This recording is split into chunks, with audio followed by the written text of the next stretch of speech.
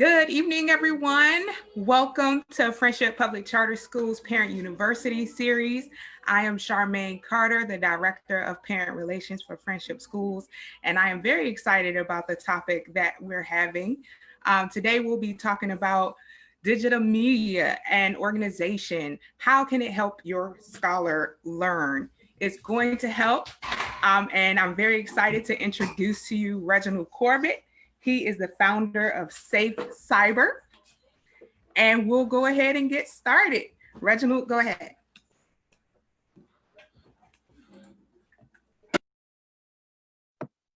Thank you, Charmaine. I appreciate it. Can everyone hear me okay? Charmaine, if you give me a thumbs up, I appreciate it. Great. Good evening to everyone. First and foremost, as a parent myself who is working from home, I always like to start off like this. Go ahead and pat yourself on the back, parents, because this learning at home and school at home, they call it homeschooling, but it's actually school at home and learning at home, can be very, what's the word I want to use that's proper? Trying for us. I have school age, elementary age children, and trying to work from home and teach them has been such a task. And I'll go ahead and share my video right quick for those of you that may not know me or have seen me, just to let you know that I am alive and breathing and well. But it has been such a task for us as parents, and I want you to take some time to pat yourself on the back later on, have your glass of wine, and cheers to you all that have gotten thus far in these first couple of weeks. And for those of you that did it last before the pandemic. So as we move forward here, I'm going to mute my, close my video screen here because I want you to be able to pay attention to the screen that's in front of you, the presentation, and not the shiny forehead of mine. So again, we're gonna, like Ms. Charmaine mentioned, we're gonna talk about digital media, right? So most of you have overnight become these digital parents that are suddenly raising these digital kids, and you've had to help them navigate the landscape, which in turn means that you have to navigate this landscape in order to even help them. And again, so, here we are, first couple of weeks in the school, and I don't know about your school particularly or your teacher. Again, it has been trying, and that's okay. That's something that is happening not just with you, but worldwide. We are all adjusting, not just the parents, but the teachers as well. So, we're going to talk about how we can help our children and how there are resources for parents to help them navigate as we go through this. Again, what Charmaine said is the norm, is the new norm. So this presentation is from Common Sense Media, and Common Sense Media is committed to making kids the nation's top priority. They're the trusted guide for the families, educators, and advocates who help kids thrive online. And they provide resources to harness the power of media and technology and to help shape public policy to improve the well-being of every child. Feel free to check them out at your convenience at commonsense.org. They have a ton of resources, which I will be sharing in this presentation, but they really do advocate for children and families. They let you know what's safe out there, what's educational, and what's healthy. And they are a trusted partner of mine, and I enjoy partnering with them and staying with them on what they believe in and stand for. So digital media can help your kid learn, right? We all know that when it comes to schooling, especially now, when it comes to the friendships and even at home, which is what we're doing now, being at home. So tech tools are definitely opportunities, and research proves that they actually work. We'll explore what schools use. We'll talk about the benefits of the devices, and we'll talk about how to choose the best apps and sites to help support learning, which I know a lot of parents need support. Myself here at home need support. There are some apps and some websites that I go to help with that support, which I will share with you all, and how to put these devices to good use, because they're on them all the time now. They were definitely on them over the summer when we were staying in place and couldn't go anywhere. Um, so we're going to talk about how we can help them manage those devices when they do have them. Tech types. So what are you using for school? What are some of the devices you all are using for school? And for those of you that have access to the chat, feel free to put that in there. But there are many. There are tablets, there are desktop computers and laptops and teachers' websites, and Google Drive now is something that's becoming familiar to us all. Teacher-parent communication tools like Edmodo and learning apps and websites. Tech use in schools. So how are most of the schools using tech? Um, Communicating with families, especially now more than ever. Tracking and learning the progress of grades. Offering learning opportunities to students as well. So many schools rely on computers and the laptops now and mobile devices and a combination of paper and electronic notifications to communicate with parents. So tablets are more popular in schools now. I know a lot of schools were able to provide tablets for students who are at home.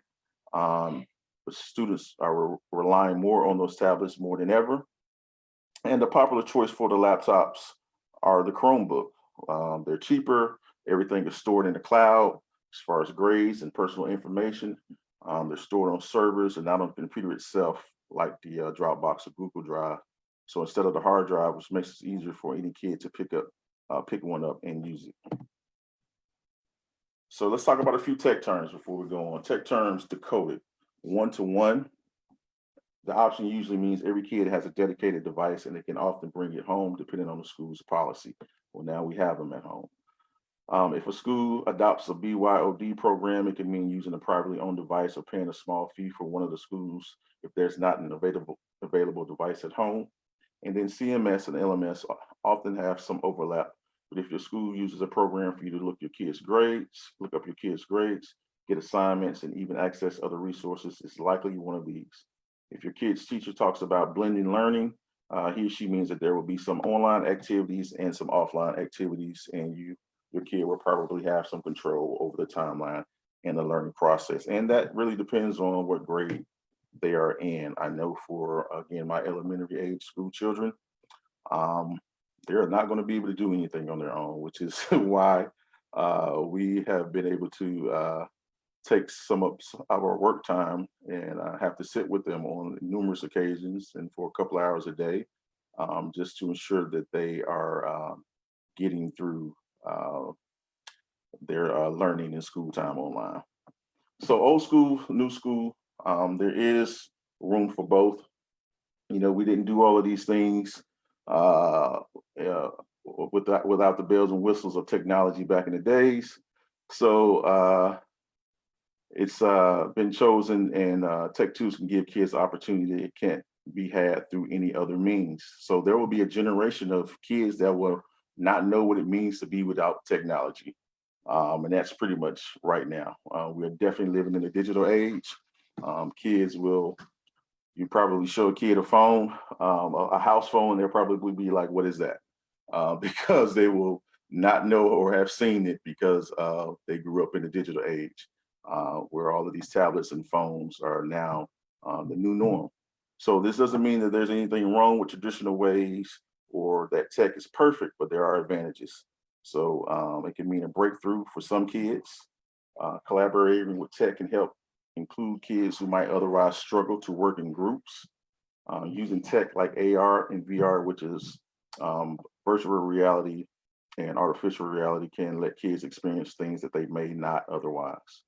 So let's walk through some of the examples so you can get a sense of. So Google Docs, Sheets, or Slides, multiple people can add to the same document at the same time. It's good for groups. Maybe some of your middle school, high school kids are probably using that or will be using that to work in a group together for group projects and programs like Word. Sometimes it makes sense to use because of access. Math games like Prodigy are fun, and math is part of the game. Worksheets are sometimes more efficient and let teachers see the thoughts. Apps like Dragon Box Algebra may abstract ideas, um, make abstract ideas, easier to understand. Sometimes sitting one to one with a teacher is more effective because relationships help kids learn. And I know right now, a lot of teachers are juggling that because it's not the same as being in the classroom. So for some of you, you may have breakout classes online where, they'll send you a link and your student will go and have a one-on-one with another teacher or teacher assistant. So they're trying to manage it as best as they can, um, just like it would in a normal classroom.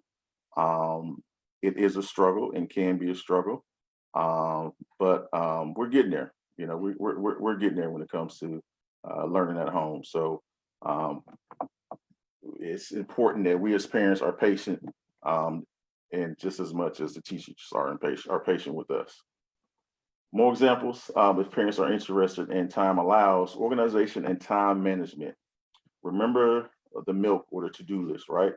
Remember the milk help kids keep track of the tasks they're supposed to.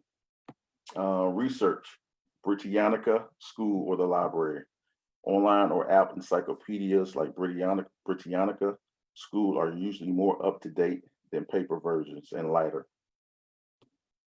Creation, sorry, let me go back to my over slide.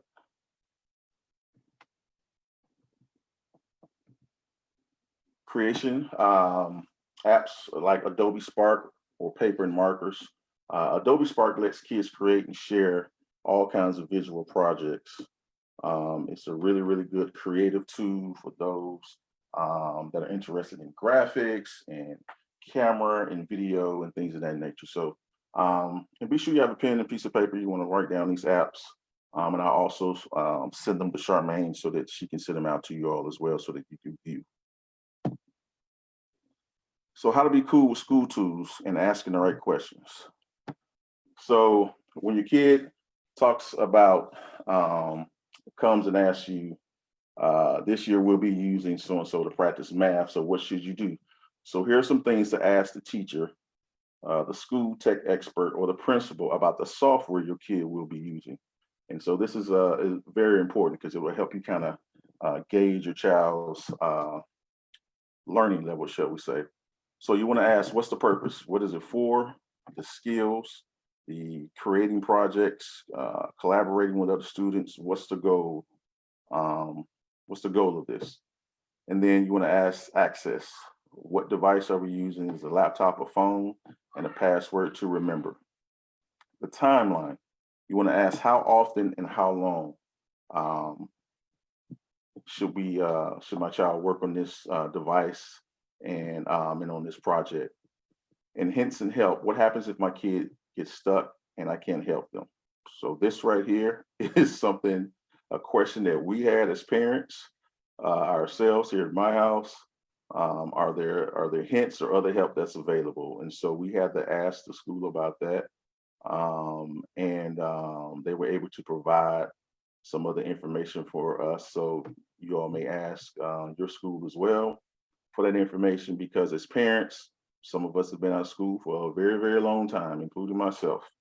And some of the things that used to be simple aren't simple anymore.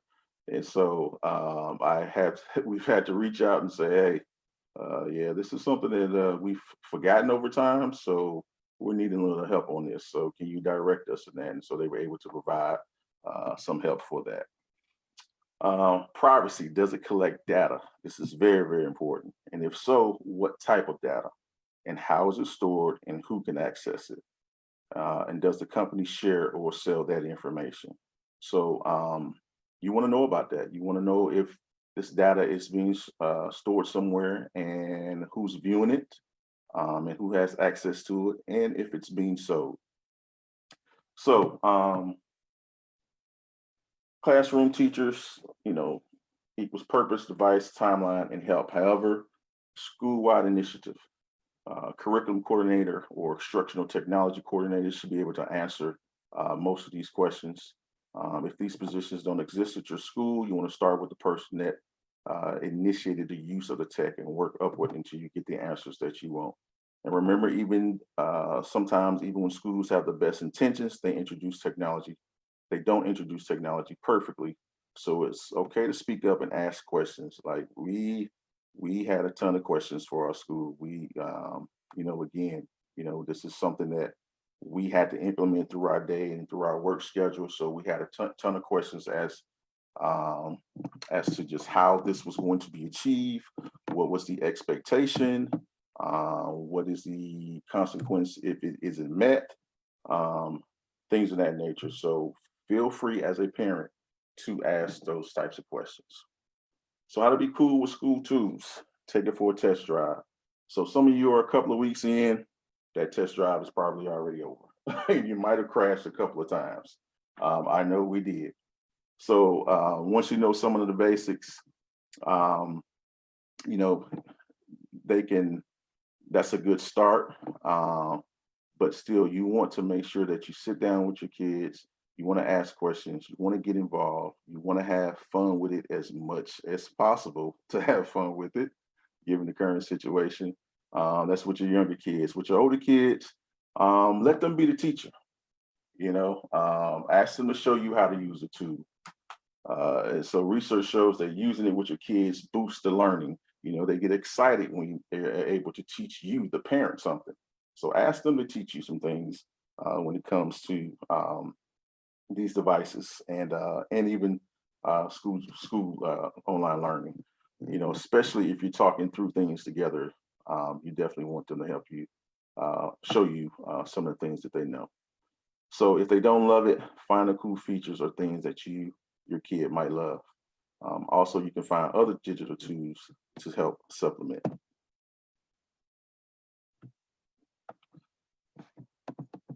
Yeah, I don't think that this is going to, it's not going to play. So choosing the best apps, right? So there are a lot of apps that we use over the summer that helped kind of supplement because we knew we were going back into this digital learning situation, and we just wanted to make sure that we kept this information before them as much as possible during the summer.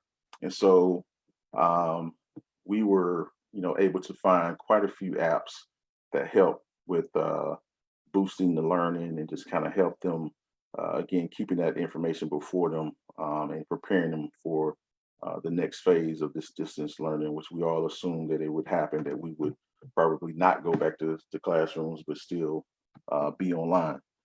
So when choosing the best apps, you want to know were educators involved, right? As educators, um, their specialty is knowing what kids need to help them learn and grow. And so you want to know if any educators were involved with creating this app. Um, and then is it an age appropriate? No ads, no in-app purchases, no info collected or mature content. Particularly the ads, because if your child chooses an ad that you're supposed to pay money for, and that app is on your phone, which most of us probably have some type of account connected to it because we are shoppers and purchase things on the phone. Um, you want to make sure that there are no ads in that purchases because all it takes is for your child to make a mistake and choose to buy something or choose to buy an app, and then you probably won't know later on until, or maybe you get an alert that says some money has been deducted from your account, and you're wondering why. That's because there was an in-app in that on that device, and your child used it, and they have bought something. That has happened to me several times until I made sure that that doesn't happen again. So you want to make sure that it is in an age-appropriate app. Does it offer an experience that's hard to have off screen? Um, for me and my children, you know, allowing them to use a tablet at a young age to me was a little bit important because me as a techie, I believe in technology. I believe in the importance of it. Um, I knew that there were some things that they would not be able to experience offline, and especially during COVID and being at home where we couldn't go outside. So there were apps and videos that I would play just to help boost their learning. Um, you know, I had to manage that because again, we don't want the technology to replace the interaction of a real person, whether that be parents, friends, or socially. So we had to manage that, and in some cases it was harder than others because again, being working parents, what better thing to give a child so that you can get some work done is a device that has their games and their movies on it, and you can put them in the corner. You can get so much work done, but there's a risk to that. Doing that in several ways, which I'll share later on. Are there ways to transfer their learning into real world? Prime example: my son loves Minecraft. I know there are probably a bunch of parents on here that can relate to that. And so with his Minecraft, that's something that I have had to definitely manage. Uh, but what he and I did when we were able to go outside, we transferred that learning experience to the outside by creating these fake tubes for Minecraft. And we went to a park and we did some mining. That's what Minecraft is about, mining and building things. And he just had a ball. He enjoyed it. I even enjoyed it.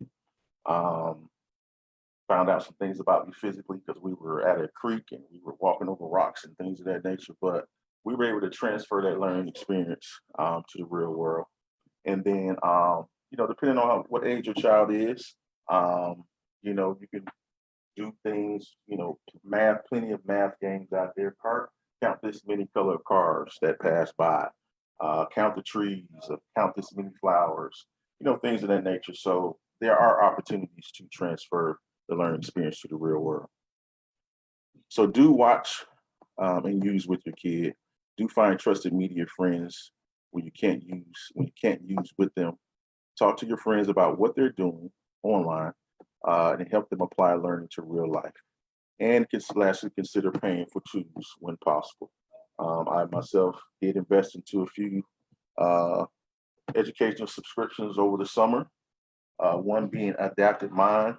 I really, really love that. That's going to be adaptedminds.com. Um, Really, really love that platform and that tool. It's a very educational tool. It was something that I could actually turn on and walk away from, and he would be able to navigate. My 8-year-old son, he would be able to navigate it on his own, and then I would get an alert that um, he achieved a certain type of goal in it. So I really, really highly recommend Adapted Minds, and that's something that we even use today. Even with school starting, it's something that he wants to do some extra credit to earn something that he'll do on the weekend or in the evening time. So take tools from homework for homework. Beyond the tools your kid uses at school, it's helpful to know what type of app or website would be most helpful in particular circumstances. Uh, Fun extra practice. Choose a game based on practice app that lets your kid reinforce existing skills and knowledge and build on them. Pretty much what I just said. Giving my son the opportunity to earn some extra credit. Though the app isn't teaching anything new, it lets your kid engage with what they're learning in a fresh, fun way and can prevent some summer slide. Again, what I mentioned that we did over the summer. Struggling with concepts. Best apps provide experiences that are harder to come by off screen. They often let kids work with abstract ideas in cool ways. Being creative. Though digital creations like Minecraft can feel less legit to adults, often very important to kids and actually encourage problem solving, testing, and correcting and critical thinking. And that was one of my things that I struggled with as a parent. Is the game really encouraged that, but I still had to help him manage that because he wanted to play it all the time, and even got to the point to where he was sneaking on the device. So you can relate, I know. Um, think school is boring. Dry, stale topics can come to life on screen, especially if the approach is unique or it uses newer tech like AR and VR. So this is a video here that I'll play. It's about a minute and a half long. Talks about terrific titles.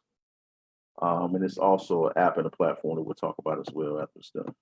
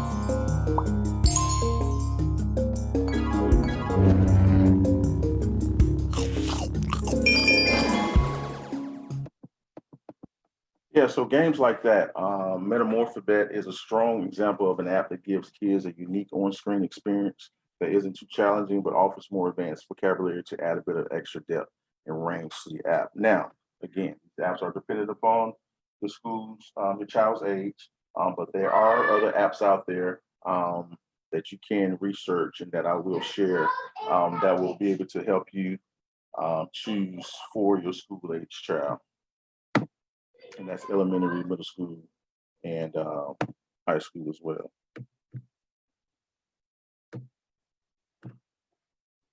So one of the best things about great digital learning tools is that they can be a fresh entry point into subjects and skills that seemed out of reach before. For kids with learning and attention issues, kids who aren't challenged enough, kids who lack motivation for other reasons, and kids who are English language learners, cool tech tools are sometimes an especially important piece of the puzzle. So there are tools designed for kids with almost every type of learning device and plenty that weren't developed with the intention but can help anyway. So lots of apps help give you a voice to kids who don't speak, like Avaz Pro, and others help kids navigate social situations like Social Detective. Leveled readers like Nucella and Crack the Books are mainstream apps that are equally great for kids who have trouble reading and those who need more of a challenge. We recently initiated Crack the Books for my younger daughter. And we have a whole list of apps that help kids stay focused, including Forest, stay focused, to be present, and bear in mind. So often kids who lack motivation are craving learning that applies directly to their lives at the moment or feels like a real world experience. So an app like Motion Math, Cupcake makes practice a part of a bigger business owning experience. So kids don't feel like the math is disconnected from real life. So you have kids who learn, like that in sort of a real life experience. This may be something that's good for them. On the other hand, other kids want to get lost in fantasy or love edgy, quote unquote, weird type of media. And there are apps out there that could appeal to them as well. So Weirdwood Manor is a story-based app with a mysterious plot. So it can motivate reluctant readers who need sort of an extra incentive. So that's a really good one. So for kids who are in the process of learning English, there are lots of great tools that are either designed to teach language or are available in multiple languages so that kids can switch between their native language and English. So Lion Kids is an app that has access to live teachers for extra support. There's also an app called Mama Lingua that helps parents support their kids' learning. Older kids can use apps like Duolingo and Memrise to learn languages. And there are lots of apps that kids can play in multiple languages, like the Very Hungry Caterpillar and Friends, and First Words, Montessori Letter Sounds, and Fafaria Storybooks.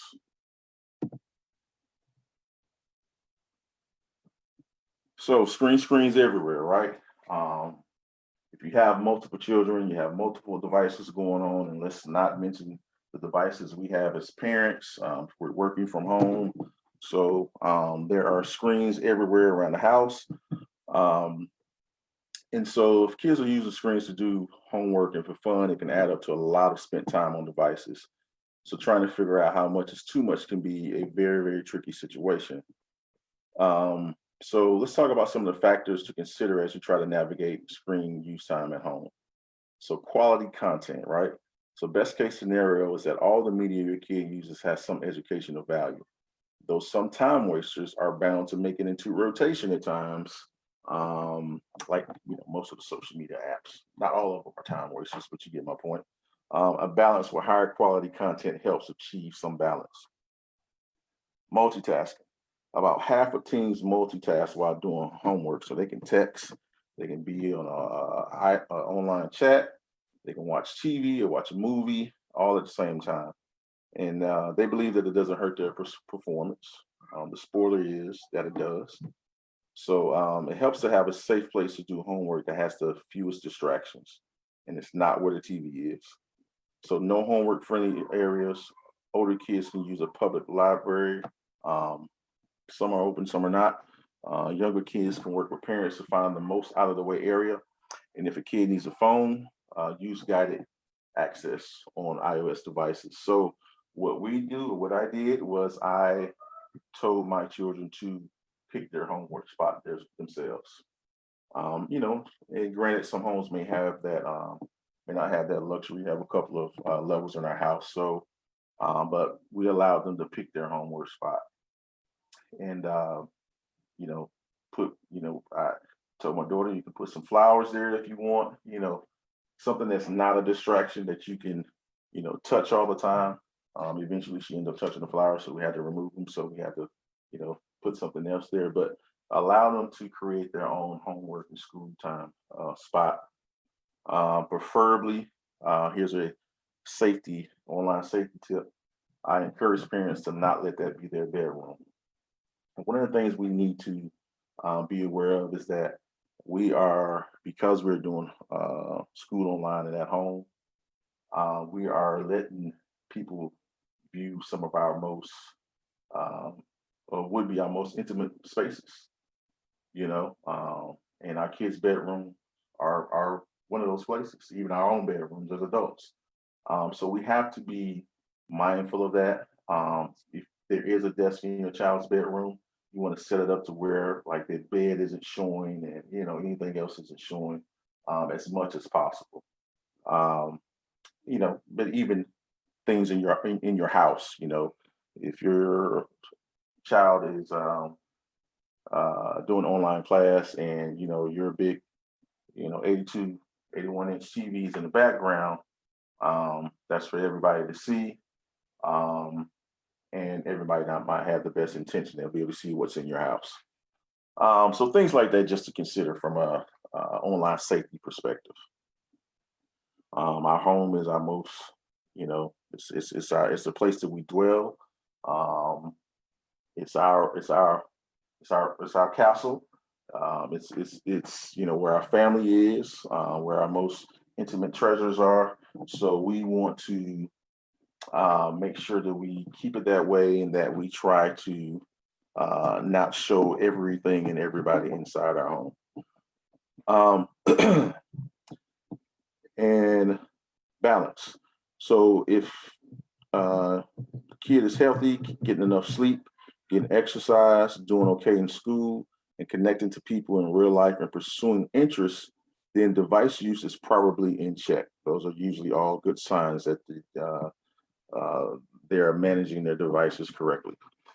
If they're struggling, it's time to make some changes. And sometimes um, they need flexibility to balance school, home use. So identify off-screen activities to help them unwind. And let me tell you, we take daily walks around this place and dance breaks as well, to make sure that they come up for air. And so do we. So we have the ability to step outside and take a walk or sit on the balcony and just get from in front of the screen as much as possible. So I encourage that. So device-free times and zones. Agree on when and where it's okay to use devices. And there are family media agreements out there. And when I send that to Charmaine to send out to you all, there's family media agreements out there, or on other sites like this one, Common Sense. They have one that I can send out, and you want to stick to that as much as possible. This is a device-free time, and this is a device-free zone. Particularly for us, is no bringing devices to the table during dinner, when it's time for us to sit around and chat and just kind of check in with each other. No devices. And at the end of the day, the best thing that you can do is be a good digital role model. Kids will watch what you're doing with devices and follow your lead. So if you have your device and your child is talking to you and you're holding a conversation with them, your device is in your hand and you're looking at it and looking at them, they're most likely to grow up to do the same thing to their children. So you want to keep that in mind. For me, when my child wants my full and undivided attention, as we know as parents and working parents, that can't happen all the time. But when they do, I am sure to put my device away, let them know that I put my device away and I am giving them my full attention because I want the same from them when they have their device. So kids will watch what you're doing with devices and follow your lead. So make sure you're modeling the behavior you want to see. So narrate what you're doing on your phone so they have a sense of what you use it for. I'm just texting grandma to see if she found a flight here. Yeah, so quote unquote, that's something that you can do as well. So you want to frame it with fun. Ultimately, one of the best ways to use media and tech in a healthy way is to make friends with it and create a family relationship around it that's fun and open. I know for a lot of us, we used it to be social when we were stuck at home. We were able to call friends and parents, and there were virtual play dates. Me and my family from out of state, we did found an app where we could uh, do like a virtual card game, an app that had these funny questions that we had to answer. So technology is great for that. You can definitely have fun with it as a family. You want to enjoy time together and keep an open, ongoing conversation that includes what you do online, what apps your kids want to use, and what movies are popular with kids at school and more. So if media is included in what you talk about and do together, kids may be more open to suggestions for apps and sites for learning and expectations around balance. So Common Sense Media can help. There are tons and tons and plethora of apps and videos that can help with digital learning. There also are resources for support here. Reaching out to them, signing up for some of their tips and update. I encourage you to do that. And you want to tell your school about the digital citizenship curriculum, which I teach at Safe Cyber. So, as a digital parent, trust and know that you got this. It's still going to be a bumpy road until we kind of iron some things out here. But we are getting through it. We will get through it. I encourage you all to stay engaged. I encourage you all to use all the resources that are available to you, all the resources that Friendship has to help you all navigate through this norm. No one knows if we will even go back into the school this year or not. But if we don't, one thing's for sure, at the end of this, you will be well informed and well educated when it comes to digital technology. Right. So I think Simone, Charmaine, I think if we have any questions, I'm here to answer them. All right. Can we see you again, Reginald? Oh, sure. Yes. So this is going to be the opportunity where we just have Q&A and just a little bit of conversation around the content that we have. If you are in the chat and you want to leave a question while we're talking, feel free to type it in the chat. And so the first question that I have, Reginald, is about resources for parents. So I have a toddler and I have a 12-year-old. And it seems like they know so much more than I know. Even my toddler at 2 years old, like he can use the phone better than I can, right? And so he's running this way. But what resources would you recommend for parents who aren't really familiar with technology? So Common Sense Media, we started with them since we're using the presentation. Again, they have a plethora of information and resources out there for even introducing parents to technology. And part of that also includes one of the things that they talk about is the security piece of it, and the etiquette piece of it. Because we again are on screens and we're live, and so there's an etiquette piece to that. You want to make sure you show up as far as with your kids show up like they're dressed for school and not necessarily in their pajamas. And parents, you definitely want to make sure that you're not in your pajamas. You want to always assume that the camera is on. In these cases, you want to always assume that that camera's on and the microphone is on as well. But for those that are just starting out with the technology, um, there are resources for that. There are others that I can send to you, Charmaine, that you can send out to parents. Um, but I would encourage to really manage when you give it to them, when you give it to your children, um, and how much you give it to them, and the times and how much time you allow on them to be on it. So that's important as well. Thank you. I have a question. Since the pandemic has started, have you seen an increase in cyberbullying, and also any other new activity that may have occurred since the pandemic? Yes, quite a bit of cyberbullying has increased because, again, the more time we spend on these devices, the more time and opportunities there are for somebody to cyberbully and for someone to be cyberbullied. Um, One of the other things is that scammers and predators and hackers are counting on um, children to be online and parents to not be aware um, that you know that their children are online on a regular basis. So especially over the summer, there seemed to be an increase because it was the summer. We weren't allowed to go outside in a lot of places, so there was definitely an increase there. Um, as far as cyberbullying, as far as kids going on the platforms, and probably talking to people that they shouldn't be talking to. So there was an increase in that as well. So again, that sort of that boredom kicked in. It was one thing for us to be sort of locked in at home, but it's another thing to be locked in at home and technically in kids' eyes have nothing to do but be on their phone. And so, and we as parents, we kind of related to that and was like, okay, if that's where you found your peace and your outlet, then go ahead and get on the device. But again, there's risk to that because as long as your child has access to the internet has access to them. So you want to make sure again that you're managing that time, that you have parental settings set on on those devices. Most telephone companies now will allow parents to um, cut those devices out off at a certain time, whether that's the data, the text messages, the phone itself.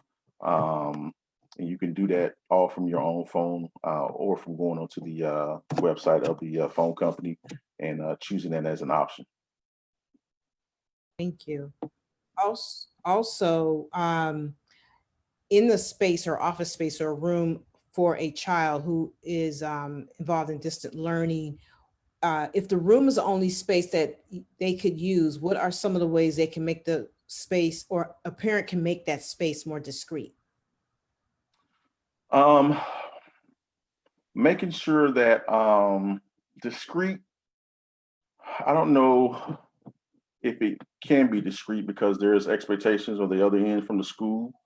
But secure, yes, because in some cases, um, you're using your home internet, and so we want to make sure that that password is a strong password, and it's not the password that came with the with the box, and it's not admin 1 2 3 4 or 4 zeros. We want to make sure that that password is changed, because those are hackable.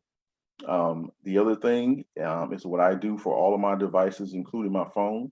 I have a sticker that I will cover up my camera hole, just like this, and I keep it on, when I'm not using it, because those devices have known to be hacked. Just like you might have seen with child monitors, a baby monitor was hacked. You might have seen it in the news quite a few times. The same thing can happen to your computer as well. So you want to, if you're able to, put a sticker or a post-it note or something on your device to cover that camera hole up when not in use. Please do so. I have it's a very, very little tiny device that I actually got from a workshop, and it's just small enough to cover this hole up. So I encourage that. But keeping it secure is something that parents do have the power to do. Again, making sure that the password is a strong password. But as far as the space itself, because there's an expectation, on the other end, that may be a little bit more harder. I think also, Simone, in answer to that question, if you're dealing with like a backdrop area where you want to kind of keep the background from showing so much, doing a virtual background like you have, that will also just show your body, and then it'll hide out the background area. Um, as you see in my background, if you have like a painting, or if you have a picture that's hanging on your wall, if you set up your screen in front of that picture and allow that to show, that's also good. You can also just use like a blank wall, or I have a really small home. So what I've used in the past is my curtains. So I would close the curtains, and if I had something sheer, I would make sure that I changed the curtain to something a little bit thicker. And then I would just use the curtain as my backdrop. And then I would just set up my computer in front of my curtain. And that will work too. So if you're looking for just a different setting without having to show or expose your house, that's a good way to do it too.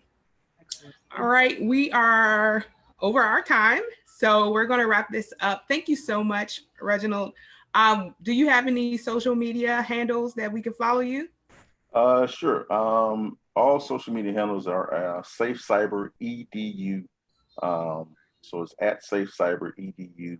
And again, Charmaine, I'll share that with you, and also some other information that you can send to parents. Some little tip sheets as well. Mm-hmm. But that's on Twitter, Facebook, IG, as well. Safe Cyber EDU. Yep. Be sure to follow him. Thank you so much again. We always send our replays in our Family Corner monthly. So if you would like to subscribe, or if you would like more resources for this time, please visit our website at www.friendshipschools.org. If you are a prospective family and you are interested in enrolling your child at our schools, we serve grades pre-K 3 through 12 in the Washington, D.C. only. You have to be a resident of Washington, D.C. But more information can be found on our website at www.friendshipschools.org. Thank you. I hope that you will join us again. Actually, a safe cyber bullying session this coming Friday at 1 p.m. with our Friendship Online School. So if you're in grades 3 through 5 and you're interested in just preventing cyberbullying, be sure to go to our website and get more information, or look on our social media page where we have that information for you to join. Otherwise, we'll see you right back here on Facebook Live next Wednesday, 5 p.m. Have a good one. Thanks again, guys.